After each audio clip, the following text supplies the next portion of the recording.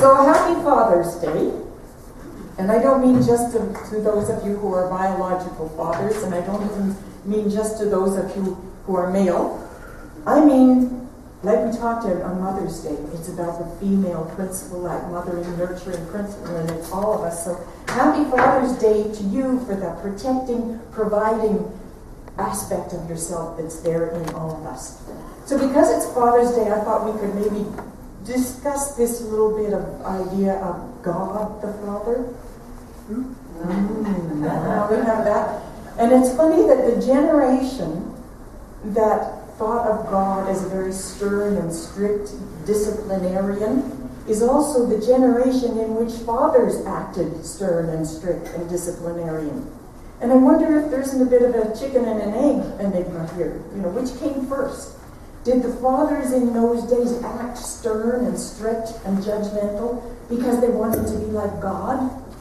Or did we create a God that was stern and strict and judgmental because that's the way our men were in those days? Interesting, isn't it? But in either way, I'm really glad to see a movement towards more gentle and loving and accepting earthly fathers and heavenly fathers. Yes, who? Yahoo, right? So, even in my Christian friends, when the Christians have always said God is love, even though they think God is kind of watching everything we do and making excuses to send us to burning hell forever. You know, they think God is love, but they're starting to actually experience God more as love. Some of them, you know, moving away from that. So that's really good to see. And I hear people talking about God as being a loving presence, rather than somebody who's spying on us and keeping track. So it's quite a mind bender, isn't it? That as we expect, as we talk about God to be mean and vindictive and judgmental, we have the experience of that in our lives. But as we move towards expecting God, you know, looking for God as love, as supportive, as nurturing, we create that experience in our life. So what we're actually saying is, we create God. How's that for a mind bender? But if God, creation, creator, the only thing there is to create out of was itself, then God created us of itself, and therefore we are God's. And it's this circle, this cycle. God creates us, creates God, creates us, creates God. Imagine that. Wow. But many of us, we don't take the trouble to create our own God, do we? We just accept the God that was handed to us by our culture. We don't know that we can actually create the kind of God that we wanted. We think it's just, you know, that's what they tell us. C. Ellen Anderson has written many books, and one of them is entitled The Problem is God. And he suggests that we should go shopping for our God. If we were going to go buy a pet dog, we would do a lot of research about the various breeds, and we would choose one that's best suited to us, right? And he suggests we should spend at least as much time picking out our God as we do picking out our dog. And he tells us there's 5 major breeds of God. The first is the archaic terror. That's the first God. And this is the God of capricious power. You know, the judgmental God, the vindictive God who's keeping track. He finds you insignificant on one hand, and yet on the other hand, he's keeping track of every little sin you do, so that he can send you to hell, right? And sin, and I know you've all heard this before, sin is actually an old archery term which simply means to miss the mark. That's what a sin is. But with the archaic terror, you can go to hell for that. So that's the first one. And if you happen to be on the right side in the war, or the football game, you can pray to that God and he'll let you win. Archaic terror. The second breed of God is the yapping heel nipper. And this is judgmental, ethically demanding, insensitive, with no sense of humor. Now I know you're all thinking of somebody in your life, right? But that's the kind of God a lot of people believe in, and they believe this kind of God you're just watching all day, all the time, just in case we start to have fun, right? The person who believes in this God believes you have to suffer to be good. that life is hard and God is punishing you for things, right? Locusts and other plagues and stuff. And that, God has no sense of humor whatsoever. And that one doesn't work for me because I've heard the phrase and I really buy into it that laughter, joy is the surest sign of the presence of God. I think God's got to have a sense of humor. So the third breed is the purebred high-nosed, who remains aloof. You know, kind of think of the Afghan, with the long pointy nose. This is the kind of God that is very transcendent and separate. This God is not found in the world. This God is out there on a mountaintop, This is the kind of spiritual snobbery stuff. It's very out there. It's not in the world and it's not of the world. And the people that believe in this kind of God are the kind of people who can, sit on a rock overlooking the ocean and watch the sunset and watch the water turn purple and the skies come up and diamonds dancing on the water, and not be influenced by it, not be swept away in awe. They think it's just, it's the way it is. Just an accident that it happened that way. They think music is just a logical progression of scales, Music is very mathematical and logical, but my favorite piece of music is Massenet, Meditation from Thais. And I don't know if you know, it's a very beautiful violin piece that ends with just a simple ascension up the scale, but it's so high you can hardly hear it. It just lifts you up with it. And yes, that's just a mathematical progression. But what is it? What is it that's in that passion and it? I digress. But the person who believes in that aloof God doesn't know that that's God showing itself right here in the world. The fourth God is the world woofer. And anybody here weave? There's the threads of the woof and the warp, I think. But the woof thread, it means it's right intertwined right in there. So this God is entwined within all of God. And yet in the Oriental pantheistic gods, traditions where God is in everything, although God is in everything, they say that the world is unreal. God is the only reality, and the world is just an illusion, even though God is wound through it. And we, on a very high principle plane, we agree with that, but that doesn't help us very much when we're dealing with this non-real reality, right? So the fifth kind of God is the mixed breed, the mongrel, the Heinz 57 varieties. And he says that where the mongrel is the strongest, friendliest, most satisfying type, taking on many of the best attributes from the other breed, so a mixed breed of God can do the same thing. Yes, we know God is transcendent and separate, but it's also in the world. Yes, we know all of those things, and we can choose which part of each of those gods work best for us. And isn't that the beauty of our teaching? That's the thing I like so much best about our teaching, is that I don't stand up here on Sunday and tell you this is the truth. I stand up here and give you some thoughts that I invite you to think around and see if this works for you. Because we say over and over again that we each need to choose our own truth and find our own truth. When you're setting goals, you say, write a list of all the things you want. Dr. Gail Schultz, when she was widowed after several years and her congregation kept trying to fix her up with new men, she said, okay, I'm going to give you a list of what I want in a man. If you can find me a man with these 67 qualities, I'll marry him. And she did. So we can do the same with our God. Make the list of all the things you want to have in your God and set your intention that you will find those, and guess what? Guess what will show up in your life? So given that we can actually create God according to our beliefs, doesn't it follow then that anything else should be relatively easy to create? Circumstances, even the people in our lives. Because the people in our lives are actually our experience of them, are they not?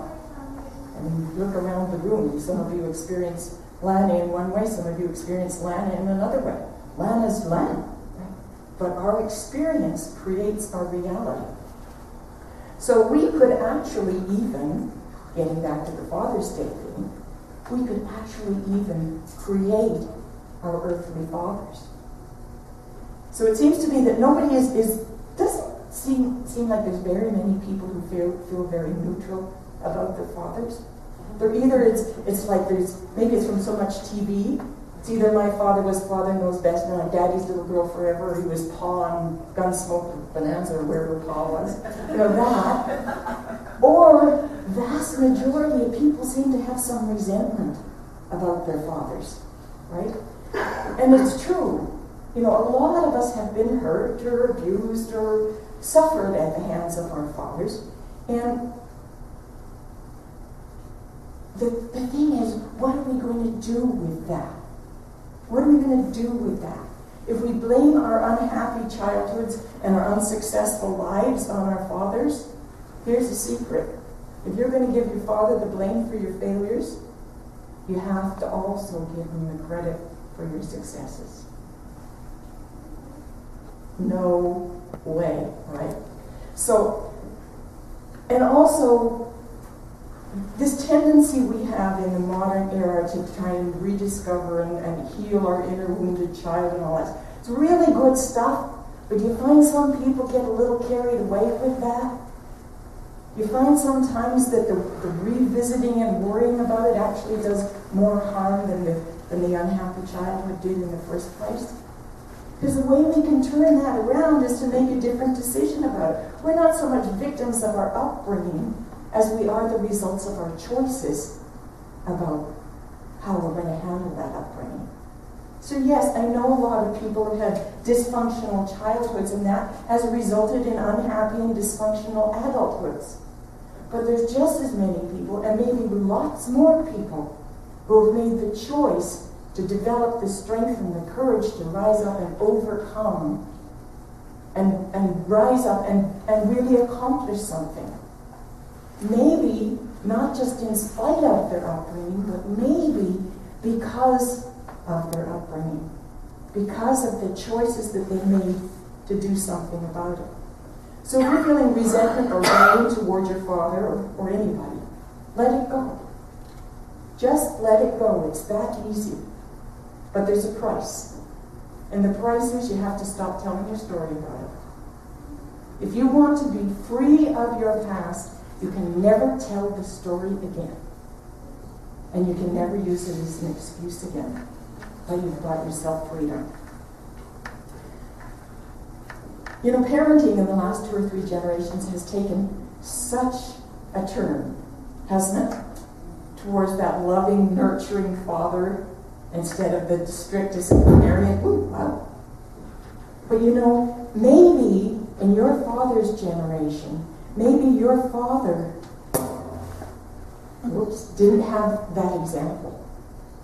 Maybe your father was so busy with just the drudgery and the worry of trying to put food on your table.